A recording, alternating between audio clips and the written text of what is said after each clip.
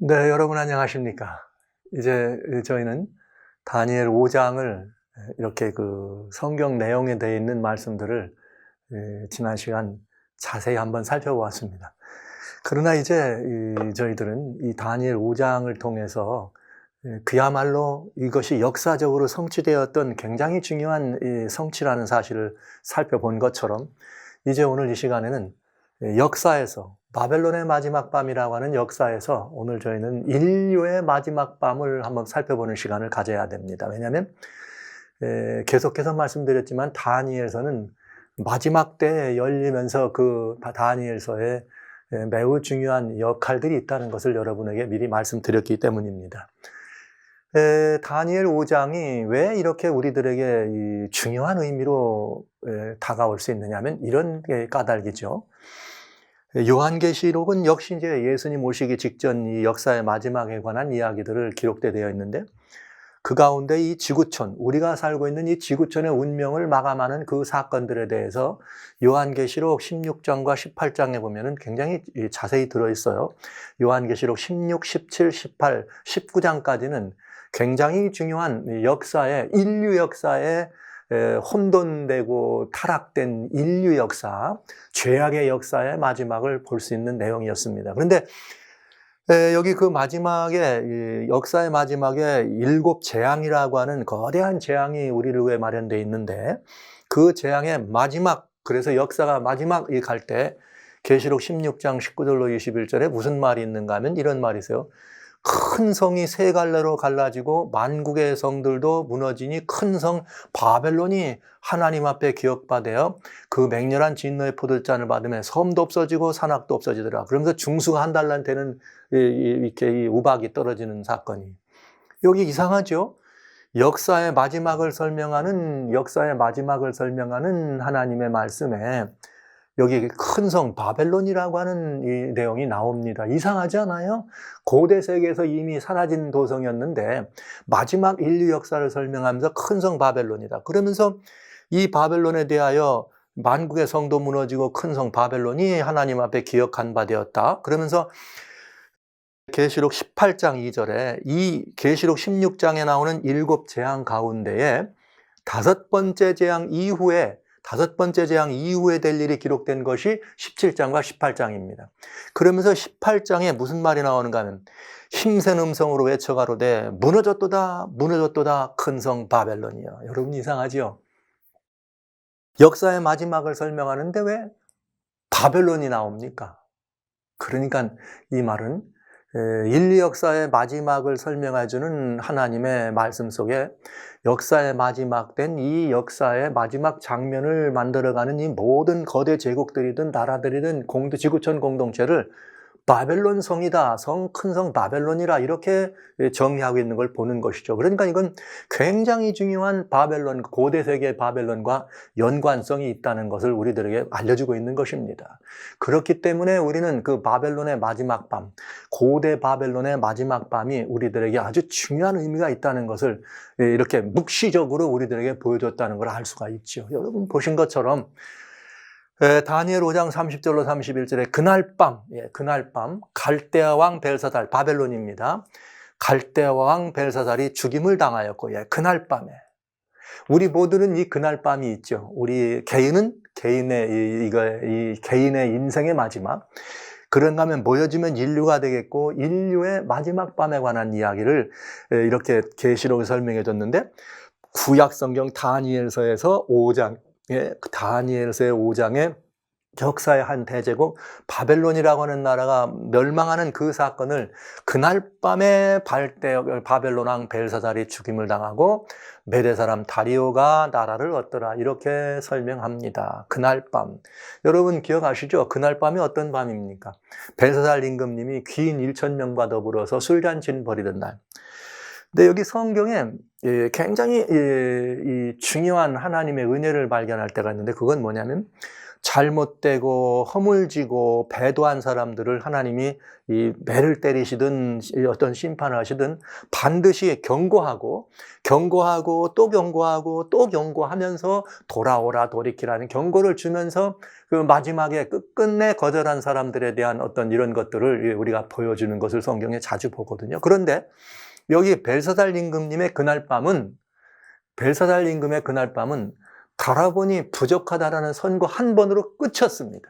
이 말은 벨사살 임금에게 그날 밤에 그가 다니엘의 이야기를 듣고 오호라 내가 잘못했습니다. 어찌하면 좋을꼬 해도 뭐가 없다는 거예요. 시간이 없었다 이거죠. 즉 돌이킬 기회가 없는 그 밤입니다. 이건 굉장히 무서운 시간이죠. 저는 이 무서운 이 바벨론의 이 마지막 밤이 결국은 인류 역사의 마지막과 연관되고 유관된다면 역사의 마지막에도 돌이킬 기회가 없는 마지막이 있다는 것입니다. 와, 이게 굉장히 마음을 무겁게 하고 두렵게 하는 일이죠. 역사의 최후이며 개인의 최후이기도 한 것이다. 그래서 저는 이런 말을 여러분에게 드리기를 원합니다. 뭐 다른 이들 다 떠나서 여러분 만약 오늘이 그날 밤이라면 바벨론의 그날 밤이라면 여러분은 지금 어떤 분들이십니까? 깊이 생각해 보시기 바랍니다. 그래서 우리들이 보여져 있는 이 역사가 지금 만약에 바벨론의 그날 밤처럼 이 밤이 그날 밤이라면 우리는 돌이킬 기회가 없는 밤을 보내고 있다는 생각을 한 번쯤 꼭 해보셔야 한다는 것이죠. 자, 이제 저는 이 역사적 가르침이 우리들 현 시대에 얼마나 정확하게 적용되는지를 계시록을 통해서 보여주신 것처럼 이렇게 연결되고 있는지를 여러분에게 한번 보여드리려고 그래요. 하나님의 말씀이 얼마나 분명한지를. 여러분 아시는 것처럼 바벨론 도성, 그냥 고대 세계의 첫 번째 근동 세계를 통일 제국으로 만들었던 거대한 제국입니다. 굉장히 난공불락의 도성이라고 하는 그 도성이었고 성이 다른 연합군에 의해서 둘러싸여 있었지만 임금은 정신을 못 차리고 그런 와중에도 귀인들과 더불어 술잔치를 벌일 수 있을 만큼 든든한 도성이고 우리는 안전하다, 우리는 평안하다 할 바로 그때였습니다. 그러나 그들은 모르고 있었죠. 그 밤에 그 파괴된 바벨론이라고 하는 그 나라에 이 강 안에 유프라테스 강으로 가는 하자판 거기에 메데바사의 연합군이 들어온다는 것을 모르는 채 그날 밤을 맞이하게 된 것이죠. 그래서 이것은 역사의 마지막과 마찬가지로 바벨론이라고 하는 나라가 정신없는 짓을 하다가 그날 밤 끝난 것이죠. 그런데 이게 이제 바벨론을 멸망시킨 고레스 대왕의 자기의 공적을 기렸던 그런 원통형 기념비입니다. 이것이 원통형 기념비인데 이 전토 기념비에는 뭐라고 기록이 되어 있는가 하면 이런 말이 기록되어 있어요. 나는 고레스 세상의 왕 위대한 왕 바벨론을 정복한 왕이다. 나는 고레스 세상의 왕 위대한 왕 바벨론을 정복한 왕이다. 이렇게 되어 있어요. 그런데 성경은 이 고레스가 이 일하는 것이 기원전 539년입니다. 그러나 성경은 이 고레스가 이런 일을 하기 약 한 200년 전에 어떤 예언이 있는가? 이사야라고 하는 선지자의 이사야서에 보면 굉장히 놀랍고도 정확한 예언의 성취를 우리는 볼 수가 있어요. 자, 보시죠. 이사야 44장 27절로 28절에 기품에 대하여는 이르기를 마르라. 내가 내 강물들을 마르게 하리라. 와, 이게 이상한 말이죠. 조금 더 읽어봅니다. 고레스에 대하여는 이르기를 그는 나의 목자라. 나의 모든 기쁨을 성취하리라며 예루살렘에 대하여 이르는 중건되리라 하고 성전에 대하여 이르기는 내 기초가 세우면 되리라 하는 자니라. 여기 고레스라고 하는 사람에 대해서 예언이 나옵니다. 고레스 대왕이 바벨론을 멸망시키기 약 한 200년 전에 이사야 선지자를 통해서 고레스에 대해서 예언이 나오는데 기품에 대하여 이르기는 내가 내 강물을 마리라. 와, 고레스가 어떤 전술을 쓰는지에 대한 이야기가 나오고 또 고레스는 예루살렘에 대하여 중건되라. 사실은 유대 포로로 들어갔던 바벨론의 포로로 끌려갔던 유대인들의 포로 귀환령을 내리는 첫 번째 임금이 고레스 임금이에요. 그러니까 이미 이 고레스가 나타나서 그런 일을 하기 약 한 200년 전에 하나님은 이름까지 정확하게 고레스란 말을 이야기하는 거죠. 그러면서 여기 한번 보시겠어요? 45장 1절 연결이 되면서 나 여호와는 나의 기름받은 고레스의 오른손을 잡고 열국으로 그 앞에 항복하게 하며, 그러니까 고레스가 여러 나라를 정복해 간다는 거죠. 열왕의 허리를 풀며 성문을 그 앞에 열어서 닫지 못하게 하리라. 내가 고레스에게 이르기를 내가 내 앞에 가서 험한 곳을 평탄케 하며 논문을 쳐서 부수며 쇠빗장을 꺾더라. 여러분, 바벨론이라고 하는 도성에 두 가지 굉장히 중요한 게 있어요. 그걸 하나는 뭐냐?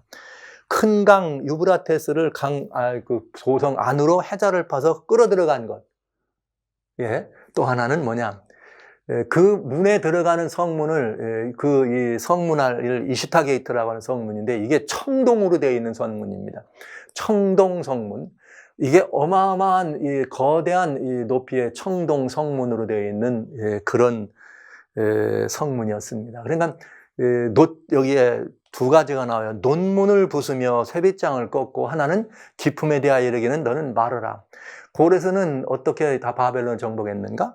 유프라테스 강 상류에서 강물줄기를 돌리고 대장군 고브리아스가 그 다리로 넓적다리까지 물이 내려갈 때 그 밑으로 해서 그 해자 물이 빠진 거기를 통해서 군인들이 들어가서 그날 밤 끝나게 됩니다. 그래서 논문을 그들이 들어가서 이시타게에 들어간 거대한 논문을 열은 거죠. 그러니까 성경은 정말 너무나도 정확하고 너무나도 분명하게 이미 고레스란 이름까지 지적하면서 하나님께서 이 일을 예언하셨다고 하는 것이죠. 그러니까 이 역사는 대단히 중요한 의미가 있어요.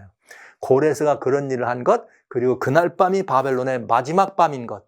그날 밤이 바벨론의 마지막 밤인 것. 그렇기 때문에 하나님은 이것을 역사의 마지막 인류의 역사가 되어놓고 인류 역사의 마지막에다 다니엘서에 나오는 5장에 나오는 벨사살 임금의 마지막 밤, 바벨론의 마지막 밤을 오늘 우리들에게 깊이 살펴보며 다니엘아 마지막 때에 이 모든 것들이 열릴 것이라고 얘기하는 그 예언을 한복판에 우리는 지금 서 있다는 사실입니다. 굉장히 중요하죠. 그래서 다니엘서는 마지막 시대를 향한 굉장히 중요한 예조요, 전조요, 경고요, 미리 보여주신 것이라는 사실을 우리는 또 한번 알 수가 있는 것이에요. 여러분 이제 우리는 이미 지난 시간에 보셨지만 그런 바벨론, 이렇게 정확하게 하나님의 놀랍도록 정확한 예언의 성취를 우리는 바라보면서 그렇다면 이것이 마지막에 다시 일어날 것이라는 것을 계시록을 통해서 보았다면 이 마지막 모습을 자세히 살펴볼 필요가 있지 않겠어요? 그래서 보셨지만 다니엘은 이 벨사살 앞에서 메네메네 테겔 우바르신이라는 글자를 읽지도 해석도 못하는 벨사살 앞에서 먼저 벨사살 왕이요 하면서 해석하기 전에 뭐라고 말했는가 아시는 것처럼 벨사살 왕은 그의 아들이 되어서 느부갓네살이에요. 다니엘 2장, 다니엘 3장, 다니엘 4장에 들어있는 느부갓네살이라고 하는 임금의 행적, 그 행적을 다니엘과 그 또 다른 세 친구들이 어떻게 그야말로 하나님이 계시다는 사실을 증거하면서 보여줬는지를 알려준 것이죠. 다 알고도 오히려 마음을 낮추지 아니하고 도리어 스스로 높였다. 스스로 높였다. 그래서 하늘의 주제를 거역하고 왕의 말이죠. 그 전 기명을 갖다가 왕의 앞으로 가져다가 일천 이런 그 귀인들과 같이 말이죠. 그것으로 술을 마시고 그 다음에 왕은 보도 듣지도 못하고 알지도 못하는 우상들에게 말이야 찬양하고 말이죠. 하나님을 돌보지 않았다, 돌아오지 않았다. 이 경고가 아니죠. 이건 선고였습니다. 그래서 우리는 아는 것처럼 벨사살 임금의 세 가지 중요한 범죄 사실이 있어요. 그건 뭐냐? 교만했다는 거죠. 하나님 앞에서도 어떻게 한 거예요? 하나님보다도 이렇게 자기 부친의 느부갓네살을 모든 것을 알면서도 마음을 낮추지 않고 교만해서 마지막 느부갓네살 임금님의 7년 때는 말이죠. 얼마나 교만했으면 그를 7년 동안이나 금수와 같이 살도록 한 그걸 알면서도 그 말을 듣지 않았다는 거죠. 그 다음에 거룩한 것과 속된 것을 구분하지 않은 신성 모독죄를 지명한 거죠. 하나님의 성전 기명으로 술잔치를 벌리는 그냥 술잔치만 하는 것이 아니라 그렇게 취한 가운데서 각종 다양한 금운동철 목석으로 되어 있는 이렇게 우상에게 경배하는 이런 사건을 저지른 것이죠. 그러면 여러분 우리는 금방 알 수 있겠어요? 금방 알 수 있겠어요? 이것이 마지막 때 어떻게 된다? 반복될 것이다. 자, 보시죠. 이 바벨론, 고대 바벨론에 대해서 바벨론이 그렇게 멸망했는데 그렇게 멸망한 바벨론에 대해서 성경은 그 바벨론의 시대 상황과 바벨론의 영적 상황에 대한 아주 중요한 지적이 있어요. 그런 것들의 결과가 벨사살 임금에게 나타난 거지만 여기 한번 보시죠. 바벨론은 여호와의 수중에 온 세계로 취하게 하는 금잔이라 열방의 그 포도주로 마시고 인하여 미쳤도다. 바벨론은 세계를 취하게 하는 거짓되고 그릇된 포도주로 취하게 하는 뭐예요? 금잔이었습니다. 이 예레미야 51장 7절 잘 기억해 두셔야 돼요. 바벨론은 결국은 열방이 만국을 취하게 했다. 그런데 무엇로 했어요? 바벨론의 이 그릇된 것으로 얘기한 거죠. 그래서 이 바벨론은 이렇게 이 거대한 제국을 이렇게 구성하면서 그 모든 열방들을 바벨론이라고 하는 여기에 이 나라의 가르침과 그들의 신앙으로 온 수중에 온 세계로 하나님의 수중에 있는 하나님의 나라들을 바벨론적인 그런 이 거짓된 것들을 포도주로 마시게 하는 그런 이 나라였습니다. 그런가 하면 이번엔 이사야서에는 바벨론에 대해서 뭐라고 말했는가? 이렇게 말했어요. 딸 갈대하여 잠잠히 앉으라. 흑암으로 들어가라. 바벨론의 멸망을 얘기할 때 내가 다시는 열국의 주모라 함을 칭하지 말다. 열국의 주모가 뭐예요? 여러 나라들의 주모, 어머니예요. 열국의 어머니라고 하는 말을 칭하지 못한다. 전에 내가 내 백성을 노함으로 내 기업을 욕되게 하며 그들을 내 손에 붙였거늘 내가 그들을 긍휼히 여기 아니하며 늙은이에게 멍에를 심히 무겁게 메우며 말하기를 내가 영영이 주모가 되리라 하고 이 일을 내 마음에 두지도 아니하며 그 종말도 생각하지 아니하였도다. 이 말은 무슨 말이냐면 하나님께서 하나님 백성들이 너무 하나님을 버리고 떠나가니까 그들을 이렇게 혼내시려고 바벨론에게 은혜를 주셔서 바벨론을 통해서 그들을 이렇게 이 여호와의 수중에 있는 막대기로 삼으려고 한 것입니다.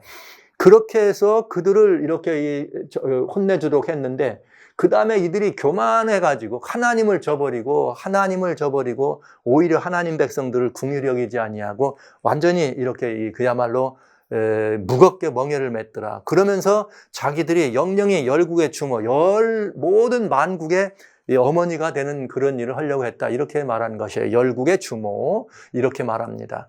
그런데 여러분 새로운 이 현대 바벨론입니다. 말세 바벨론에 대해서 성경은 뭐라고 말하는가 하면 그 이마에 이름이 기록했는데 비밀이다. 큰 바벨론이라. 와, 이게 마지막 때예요. 바벨론인데 땅의 음녀들과 가증한 것들의 어미다. 그러니까 마지막 때에 나오는 바벨론이라고 하는 것도 뭐가 되는 거예요? 음녀들이라 이 말이에요. 음녀의 어미. 즉 아까 고대 바벨론은 여호와의 수중에 있는 나라들을 취하게 하는 하나님의 포도주가 아니라 이 거릇된 포도주로 취하게 하는 그런 일하고 열왕들의 왕국의 주모라고 하는 타락한 교회인 것을 우리들이 보여준 건데 여기도 땅의 음녀들과 가증한 것들이 어미다. 그러면서 말세 바벨론의 이 인류 역사의 마지막 때를 그렇게 설명하는 것을 알게 돼요. 그런데 잘 보세요. 계시록 17장에서는 음녀의 정체가 나오고 멸망할 거다 얘기하면서 계시록 18장에는 그 음녀가 무슨 죄를 저질렀는지를 자세히 설명해줘. 거기에 이렇게 나옵니다. 계시록 18장 5절 그 죄는 하늘에 사무쳤으며 하나님은 그의 불의한 일을 기억한지라. 바벨론의 죄악이에요. 얼마나 바벨론이 죄가 많았으면 하늘의 죄가 사무쳤느냐 이거예요. 그러면서 그 바벨론은 뭘 말했느냐. 그가 어떻게 자기를 영화롭게 하며 사치하였든지 그만큼 고난과 애통으로 갚아주라. 그가 마음에 말하기를 나는 여왕으로 앉은 자요. 와우! 여왕이라네요. 아까 고대 바벨론은 열왕의 뭐라? 주모라. 열왕의 뭐예요? 어머니다. 황제 여왕이란 말이죠. 똑같은 말이에요. 고대 바벨론이나 현대 말세 바벨론이나 똑같은 여왕으로 앉은 자요. 과부가 아니라 결단코의 땅을 당하지 않는다. 열국의 주모가 됐다. 이게 나라와 정치와 이런 모든 것이 여러분 여자는 성경 전편에 깔려있는 내용의 여자는 이제 이렇게 이 하나님의 교회를 의미해요. 그러면 여자가 하나님의 교회라면 음녀란 말은 타락한 교회를 말하는 거죠. 그 타락한 교회가 왜 타락했느냐? 교회의 순수성을 잃어버리고 과부가 아니라 즉 말하자면 여자가 누군가 이렇게 이 신랑을 삼는데 뭘 신랑을 삼았느냐? 거짓 종교나 아니면 정치적 권세들과 신랑으로 삼은 것을 알 수가 있습니다. 왜냐? 성경에 음녀라고 표현했을 때는 시편 73편 27편에 이렇게 되어 있어요. 대저 주를 멀리하는 자는 망한다. 음녀같이 주를 떠난 자를 주께서 다 멸하려 하셨느니라. 음녀란 주님을 떠난, 그러니까 이게 굉장히 중요해요. 여기 이 마지막 때도 맨 처음에 제가 계시록 18장 2절에 무너졌다 큰 성 바벨론이여 이렇게 말했어요. 그런데 그 바벨론의 죄가 하늘에 사무쳤다. 자, 여기 한번 생각해 볼 게 있어요. 고대 세계의 바벨론은 바벨론이라고는 한 나라입니다. 물론 그 나라는 나라지만 열강을 통일 제국으로 만들었던 거대 제국이죠. 그러니까 그건 나라라고 말하지만 열방, 모든 세계를 포함한다고 얘기할 수 있겠어요. 그런데 마지막 말세 바벨론도 역시 뭐라 그랬는가? 이거는 이 모든 이 대상이 그저 바벨론이라고 하는 고대 세계에 있던 한 거대 제국 하나를 말하는 것이 아니라, 그걸 말하는 것이 아니라 이 온 인류를 포함하는 지구촌, 이 전체 지구촌이 큰 성 바벨론이 돼버린 것을 우리는 보여주고 있는 거죠. 그래서 자, 이렇게 하나님이 뭐라 하시는데 마지막 바벨론이 하는 일이 뭔가 잘 보세요. 고대 바벨론은 금잔으로 포도주를 취한다 그랬는데, 자, 가증한 불공과 음행에 더러운 것들이 가득하더라. 그 이마에 이름이 기록됐는데 나는 비밀이라, 음녀예요. 큰 바벨론이라, 땅의 음녀들과 가증한 것들에 어미라하였더라. 근데 이 여인이 만국을 뭐 한 거예요? 진노의 포도주로 취하게 하는 금잔을 가지고 있는 거죠. 금잔을. 자, 이게 마지막 모습입니다. 그러면 이런 마지막 모습을 우리들에게 하나님이 미리 보여주시고 이 모습으로 변질되고 그 모습이 바꿔지는 것이 언제인가, 언제 그런 일이 생길 것인가를 보여주는 말씀이 바로 마태복음 24장 15절이다. 거기는 언제냐? 너희가 선지자 다니엘에 말한 바, 나오죠? 선지자 다니엘에 말한 바, 멸망에 가증한 것이 거룩한 것에 선 것을 본다. 이렇게 돼 있어요. 그러니까 멸망에 가증한 것이 거룩한 것에 서는 사건이 있겠다 이 말이죠. 그러면서 그 멸망에 가증한 것이 거룩한 것에 서는데, 여러분 여러 가지로 이해할 수가 있겠어요. 거룩한 곳이 어디예요? 하나님과 하나님께 속한 곳.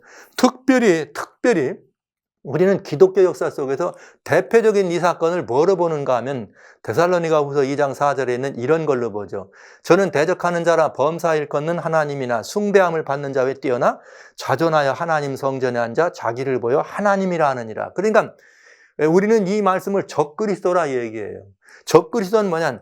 거룩한 것이죠. 하나님의 성전. 거룩한 것이에요. 하나님의 성전. 거기서 피조물이면서 하나님 자리에 앉아가지고 자기를 하나님이라고 하니까 뭐예요? 멸망에 가증한 것이 되는 거죠. 우리는 적그리스도의 이런 이 모습을 여기서 본다. 그냥 멸망에 가증한 것이 거룩한 것에 서는 사건은 여러 가지 의미상으로 우리가 살아볼 수 있지만은 바벨론의 멸망과 관련돼서 우리는 한 가지로 지적한다면 여기 적그리스도의 탄생을 볼 수가 있겠습니다. 오늘날 현대 기독교는 무슨 예루살렘에 이 제3성전이 건축되면서 그 제3성전에서 이제 그 성전의 이 안주인으로 차지하는 것이 적그리스도다. 그래서 그것이 멸망을 가증한 것이 거룩한 선 사건이다. 이러면서 많이 이렇게 지금 예루살렘 제3성전에 관한 이야기를 많이 합니다. 과연 그것을 성경이 그런 것을 그렇게 표현해도 될는지는 우리가 나중에 또 보도록 하고요. 일단은 그저 성서적 근거에서 있는 그 안에서만, 그 범위 밖으로 넘어가지 않고요. 예언 해석의 더 정확성과 이 예언 해석의 적절한 시의성을 살펴보기 위해서 우리는 더 정확한 걸 좀 보려고 하는 것이죠. 자, 이렇게 해서 멸망에 가증한 것이 거룩한 것에 서는 것을 본다. 이 사건, 즉 그렇게 되면은 역사가 마지막을 가져다 준다. 이렇게 얘기한 거거든요. 근데 그 마지막 상황에 대해서 바벨론이라고 하는 도성화되어 있는 마지막 상황에 대해서 요한계시록 18장에 하늘에서 천사가 내려오면서 그 마지막 바벨론의 파멸을 선고할 때 바벨론의 모습을 뭐라고 말했느냐? 이렇게 말했습니다. 힘센 음성으로 외쳐가로되 무너졌도다 큰 성 바벨론이. 바벨론이 무너졌대요. 이제 끝난단 말이죠. 자, 그러나 실제 국가적인 바벨론은 지금 존재하지 않죠. 그러니까 이 바벨론은 뭐라고 보시면 되겠어요? 영적 바벨론이다. 즉 우리들의 영적 상태, 세상의 영적 상태를 소개해주고 있다 보시면 틀림이 없겠습니다. 그런데 이 영적 상태요, 세계의 종교적 상태예요. 그런데 이 세계가 큰 성 바벨론이 돼버렸다는 거죠. 하나님을 대적하는 이 역사의 마지막 이 모든 공동체가 됐다는 거죠. 어떻게 됐기 때문에 그러냐? 귀신의 처소와 각종 더러운 영이 모이는 곳과 각종 더럽고 가증한 새 모신, 즉 종교적으로 어떻게 된 거예요? 완전 타락한 거죠. 그런데 이 종교적으로 이렇게 타락해서 혼합된 하나님을 떠난 종교가 돼버렸을 뿐만 아니라 그 음행의 진노의 포도주, 와우, 바벨론은 금잔이라, 계속 나오는 거예요. 금잔이라 포도주. 진노의 포도주, 만국이 무너지고 왜 무너졌느냐? 또 땅의 왕들이 그러더불어 음행하더라. 상고들도 그러더불어 음행하더라. 그러니까 여러분 여기에 분명해졌어요. 종교적으로 영적으로 타락한 바벨론이 이 땅에 있는 정치적 세력들과 합동하고 또 그 하나는 뭐예요? 경제적 이런 모든 것들을 주권을 가진 이 상고들과 합동되는 것. 그래서 역사의 마지막을 초래하게 됐다. 이 말 아닙니까? 그러면 이건 아주 분명해지는 거죠. 이제 이 바벨론이라고 하는, 벨사살은 그렇게 했지만 바벨론이라고 하는 나라 자체는 그런 일이 있었다. 그러면 우리는 이 사건이 마지막 사건이기 때문에 우리는 한번 봐야 됩니다. 현재 일어나고 있는 우리 주변에 일어나고 있는 일들을 우리들이 이 성경과 적용을 할 때는 아주 신중하고 정확해야 합니다. 그런데 여러분 지금 2019년 2월에 아부다비에서 휴먼 프레터너티라고 하는 온 인류의 형제라고 하는 사인을 한 이후에 그해 9월 달부터 이제 어떤 것이 공식적으로 발표가 됐냐면 에이브라함 하우스라고 하는 에이브라함 패밀리 하우스라고 하는 것이 발표됩니다. 그러면서 에이브라함 패밀리 하우스는 뭘 말하느냐? 오늘날로 말하자면 기독교와 유대교와 이슬람이 하나로 섞여진 거죠. 그렇게 되면 기독교 인구가 예를 들면 현재 78억 가운데 기독교 인구가 여러분 약 한 30%라고 가정해 보세요. 30%. 그러면 벌써 약 25억, 거의 30억 가까이 되죠. 그러면 여기에 이슬람이 얼마입니까? 18억. 그러면 여러분 이 두 종교만 합친다고 할지라도 세계 인구의 약 한 70%를 차지하는 걸 알 수 있습니다. 그 에이브라함 하우스라고 하는 것을 패밀리를 만들면서 우리는 종교적으로 무슨 상관이 있니? 말하자면 혼합 종교, 종교 통합을 말하는 것이죠. 이것을 2022년까지 에이브라함 패밀리 하우스가 완공됩니다. 그렇게 되면 여기가 그런 혼합 종교의 샘플링, 아주 모델이 되겠죠. 그러면서 작년이죠. 2020년 10월 11일부터 18일 사이에 무슨 일을 했느냐? 바티칸을 중심으로 해서 글로벌 팩트라고 하는 거대 모임을 예견했습니다.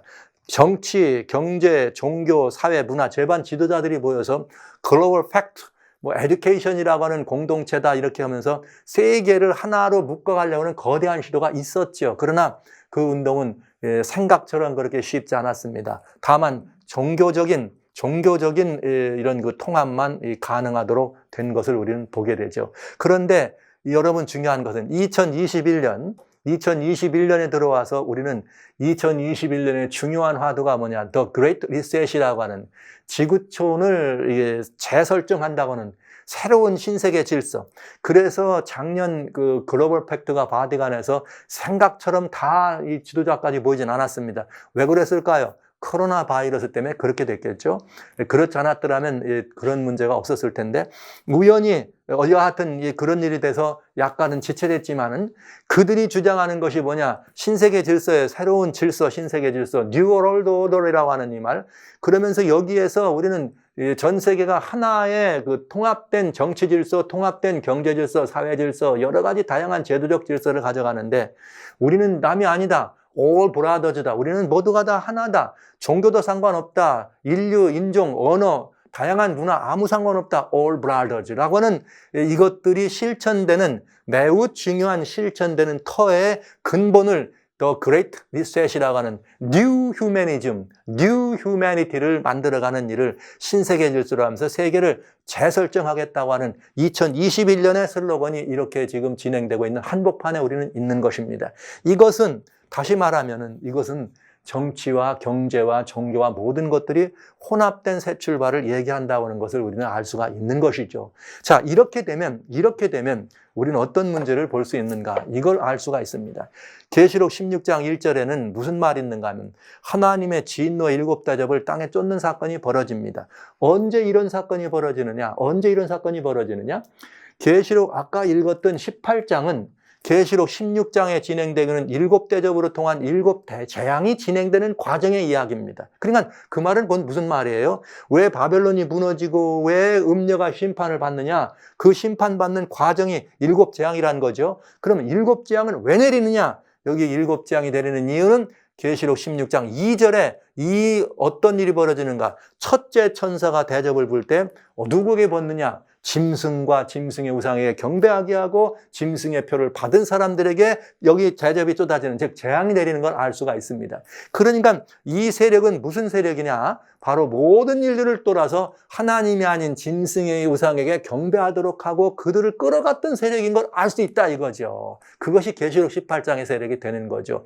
그것은 그러니까 멸망에 가증한 것이 어디에 서는 거예요? 거룩한 곳에 서는 사건과 정확하게 일치되는 일임을 우리는 알 수가 있게 됩니다. 그래서 7개의 재앙이 내려오는데 우리는 아주 중요한 사실 하나 알아야 돼요.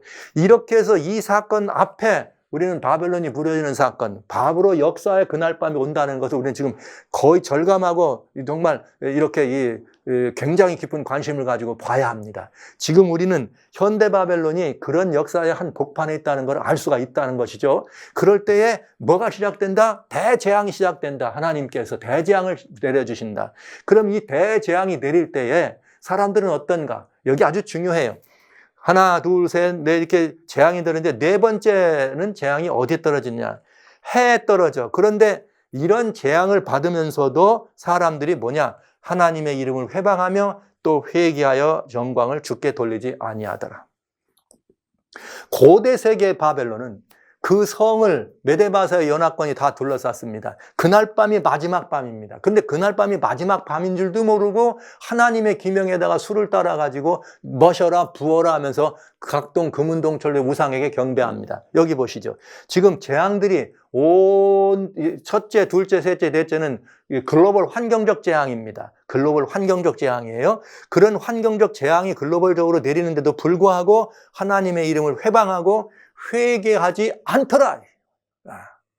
바벨론의 마지막 밤과 역사의 마지막 밤은 이렇게 똑같은 모습을 봅니다. 보시죠.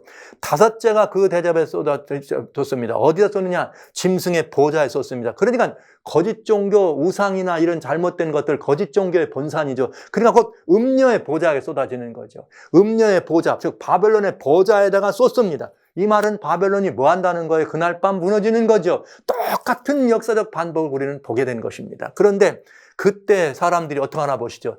그렇게 짐승의 보좌에 쏟아가지고 바벨론의 종교가 헛것이요 무의미하다는 것이 드러나는데도 불구하고 사람들은 뭐라고 하는가? 하나님을 회방하고 저희 회개를 회개하지 않더라. 여러분, 바벨론의 마지막 밤의 얘기는 아까 처음에 모두에 그런 말씀을 드렸어요. 그날 밤 회개할 기회가 없는 이 밤이었다. 근데 역사의 마지막에도 똑같이 무슨 일이 벌어지더라? 이렇게 하나님의 엄청난 사건이 그들을 둘러진치지만 회개하지 않고 오히려 하나님을 회방하는 모습을 보게 되는 것입니다. 기회가 없다는 거예요. 완전히 사람들이 그렇게 하나님을 대적하고. 그래서 7대접의 7재앙인데 7재가 대접을 썼습니다. 마지막 재앙이죠. 그 마지막 재앙이 떨어질 때 무슨 일이 있는가? 여기 사람들이 번개와 음성과 내성, 사람들이 이거 큰 지진이 납니다. 그러면서 지진이 나면서 큰 성이 세 갈래로 무너집니다. 만국의 성들이 무너집니다. 큰 성 바벨론이 기억한 바 되어 진노의 포도잔을 받습니다. 그러니까 인류의 지구촌 공동체를 갖다가 뭐라고 말해요? 큰 성 바벨론으로 묘사한 것입니다. 그러니까 이제 마지막 때는 고대 세계는 바벨론이라고 하는 거대 제국을 얘기했다면 마지막 시대에는 온 인류가 함께 참여해서 혼합된 종교와 하나 되고 혼합된 이런 정치와 이런 모든 것들과 하나 되고 혼합된 이런 모든 것 모두가 다 혼합된, 여러분 4차 산업혁명이라는 말이 융합이시래. 융합이 뭐예요? 혼합이라는 거죠. 역사적으로 이런 혼합은 아주 위험한 것이죠. 영적으로 실질적으로 살아가는 모든 것들이 혼합, 이것들이 다 잡탕이 돼버렸다. 하나님에 대한 이 도전이 되는 것. 이렇게 해서 무슨 일이 벌어졌는가? 큰 성이 완전히 이 역사가 끝난다 이거죠. 역사의 마지막에 하는 일은 뭐냐?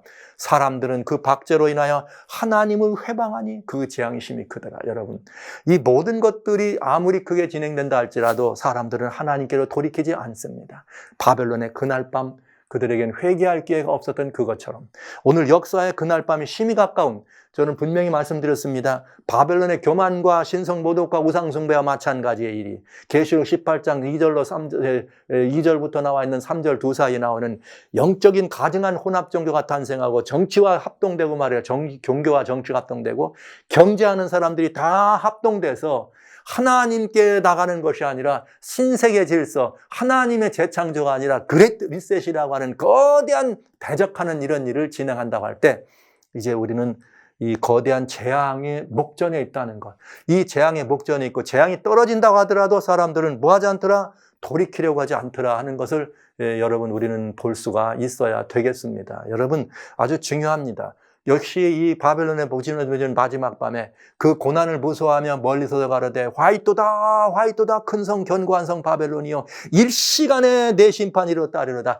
일시간에 그 순간에 그 그날 밤에 여러분 이것은 무엇을 말할까요?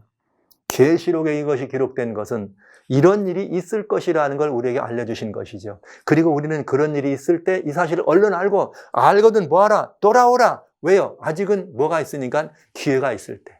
여러분 저는 여러분들에게 이제 이 그레이트 리셋이라고 하는 이 말씀에 대해서 저희 미션에서 말씀드리는 예언의 파노라마 시간에 이 진행되는 마지막 사건에 대한 진행을 지속적으로 여러분에게 말씀드릴 것입니다. 그때도 자세한 말씀을 드리겠지만 요 다니엘서라고 하는 말씀 속에 있는 저희가 울밖을 넘어가지 않는 요 안에서만 우리가 먼저 이 말씀을 살피고자 하는 것이죠. 여러분 분명합니다. 여기 마지막 시대의 바벨론은 고대 세계 바벨론의 뭐예요? 실제 이런 모든 것과 똑같이 병행되는 그 마지막 밤이 있다는 사실을 계시록은 이렇게 우리들에게 알려주고 있네요. 이렇게 알려주고 있다는 사실을 여러분 기억하면서 제가 한 가지 말씀을 마지막으로 드릴까 합니다. 바벨론 왕궁의 분벽에 메네 테겔 우바르신이라는 말을 써 있어요. 그때 하나님이 메네는 내 나라를 수가 다했다는 말이요. 테겔은 저울에 달려봤더니 부족하다는 말이고 벨에서는 나라가 끝장났다는 표현입니다. 그런데 저는 이 말씀을 바라보면서 오늘 우리가 살고 있는 이 시대가 하나님의 저울에 달리는 시대다. 여러분과 제가 하나님의 저울에 달리고 있습니다. 달아보니 부족하십니까? 아니면 달아보니 넉넉하십니까? 그러나 아직 우리가 이 다니엘서를 지금 살피고 있는 이 시간에는 희망이 있습니다. 만약 우리가 달아보니 부족하다면 뭐 하면 돼요? 돌아가면 됩니다. 회개하면 되는 것입니다. 돌이키면 되는 것입니다. 아직도 달아보니 부족하다 느낌이 있다면 여러분 우리는 하나님께로 돌아가야 합니다. 그리스도인 예수께로 우리의 걸음을 옮기고 돌아가면 되는 것입니다. 여러분 지금 오늘 우리는 지구촌의 이 모든 모습을 바라보면서 지금 달리고 있는 시대인가 아닌가 저는 굉장히 중요한 마음의 부담이 있습니다. 그건 뭔가 하늘 분벽에다가 여러분 고대 세계에는 왕궁 분벽에다가 메네 테겔 우바르신이라는 글을 썼습니다. 그러나 지금 이 시대는 하늘 분벽에 메네 테겔 우바르신이라는 글자가 써 있는 것 같아요. 여러분 다양한 환경적 재앙들이 2020년 작년만 해도요. 호주의 산불로 시작해서 중국의 홍수로 시작해서 여기 터키나 여기 뭐 이태리나 그 가까운 여기 이 지진을 비롯해서 인도네시아의 화산을 비롯해서 여러분 이태리의 지진을 비롯해서 그 받은 이 모든 천연의 모든 재앙들 역병이라는 코로나 팬데믹이라고 하는 전대미문의 팬데믹이 온 땅을 뒤덮어서 새로운 문화적 형성을 만들어내는 이런 것들 이 모든 형편을 저는 뭐라고 지적하고 싶은가? 메네 테겔 우바르신이라고 하는 이 말씀이 지금 우리가 살고 있는 하늘 분벽에 써져 있는 시대다. 지금 하늘은 손가락이 쓰고 있는 시대다. 그렇다면 우리는 뭘 바라는가? 마태복음에 예수님이 말씀하세요. 너희가 저녁에 하늘이 붉으면 날이 좋겠다 하고 아침에 하늘이 붉으면 오늘은 날이 굳겠다 하나니 너희가 천기는 구별할 줄 알면서 시대초적은 분별할 수 없느냐. 여러분 천기입니다. 하늘 분벽에 메네 우바르신이라는 글자가 지금 써져 있다 이거죠. 그러면 이제 뭐냐? 이것은 천계예요. 그러면 이제 남은 건 뭐예요? 시대의 표적. 시대의 표적은 뭐냐? 열국의 주모라고 말하는 바벨론. 그걸 진노의 포도주로 만국을 취하게 하는 여러분 바벨론. 그 바벨론의 음녀가 하나님을 대적하는 일에 온 종교를 하나 되게 하고 바벨론의 음녀가 하나님을 대적하는 그 일에 모든 정치적 세력을 규합하고 하나님을 대적하는 바벨론의 음녀가 이 땅에 살아가는 모든 경제적 모든 것들을 다 합동되게 해서 온전히 하나님을 대적하고 짐승과 우상에 경배하는 대로 사람을 끌어가고 있는 바로 그 결정적인 시대에 우리가 서 있다는 사실입니다. 이제 미국의 그 혼란스러웠던 대선이 끝나고 드디어 1월 20일에 이제 이 민주당의 이 후보였던 조 바이든 대통령이 이제 후보가 대통령에 취임하게 됐습니다. 여러분, 우리는 이 사실을 알아야 합니다. 이미 이 사실은 여러 번에 걸쳐서 말씀을 드린 것처럼 이제는 이 사회가 다니엘과 계시록에 예언된 그 사회, 그레이트 리셋이라고 하는 것이 거대 제국 미국이 들어가지 않았기 때문에 작년에 글로벌 팩트는 이게 거의 무산되다시피 했지만 이제 미국이 거기에 그 운동에 앞장서는 그런 운동을 인해서 그린 뉴 딜이라고 하는 민주당의 이런 모든 것들을 들고 나온 이 민주당의 후보가 대통령 자리에 들고서 결국은 그레이트 리셋이라고 하는 이 파워와 함께 합동되었다는 사실을 여러분은 분명히 아실 것입니다. 그러면 지금 우리는 어느 시대에 가고 있는가? 메네 테겔 우바레시니라. 하늘 분벽에만이 아니라 우리가 살아가는 우리들의 영적인 우리들의 모든 삶의 정황 안에서도 능히 볼 수 있는 상황이 우리 곁에 퍼지고 있다는 사실을 기억해 주시기 바랍니다. 이제 우리는 그날 밤, 바벨론의 그날 밤을 바라보면서 회개하고 돌이킬 수 없는 시간이었다는 사실을 깊이 생각하면서 우리는 역사의 마지막 밤, 인류 역사의 공동체 지구촌의 마지막 밤, 글로벌 지구촌의 마지막 밤이 그레이트 리셋이라고 하는 거대한 이런 모습으로 인해서 마감돼 내려갈 시간, 심판의 시간이 다가오고 있다는 이 사실을 부정할 수가 없네요. 다니엘 5장을 통해서 저는 여러분에게 경고합니다. 여러분에게 호소합니다. 살아계신 성도 여러분, 지금은 여러분 우리가 달리고 있는 시대입니다. 지금은 우리 하늘 분벽에 다양한 환경적 요소들을 통해서 메네 테겔 우바르시라는 하나님의 손가락으로 나온 글자가 써여지고 있는 시대입니다. 그러면 지금 우리가 더 늦기 전에 이 시기를 놓치면 우리는 회개하고 돌이킬 시간이 없습니다. 살아계신 형제자매 여러분, 살아계신 성도 여러분, 예수께로 우리의 걸음을 옮기고 우리의 전능하신 하나님 그 아버지의 거룩하신 품으로 돌아갈 때가 있다면 바로 지금입니다. 미루지 마십시오. 여러분의 가족들, 여러분의 형제, 자매, 여러분의 부모님들, 여러분의 모든 이웃과 친지들을 하나님께로 돌이키는 이 일을 위해서 그리스도신 예수께로 모두의 걸음을, 그리스도인 예수께로 여러분의 시선을, 그리스도인 예수께로 여러분의 삶의 모든 것을 모아서 드릴 때는 바로 지금이고 더 이상 늦출 시간이 없다는 사실을 전 여러분들에게 호소하며 이렇게 말씀드립니다. 다니엘 5장을 통해서 우리는 다시 한번 그 시간이 임했다는 사실을 여러분에게 이렇게 말씀을 드리면서 메네 테겔 우바르신, 우리가 달리고 있는 이 시간에 여러분 모두가 다 하나님의 은혜의 저울에 달아보니 넉넉하다는 선고를 지금 이 시간에 받게 되시기를 주의 이름으로 축원합니다. 다니엘 5장을 마치겠습니다.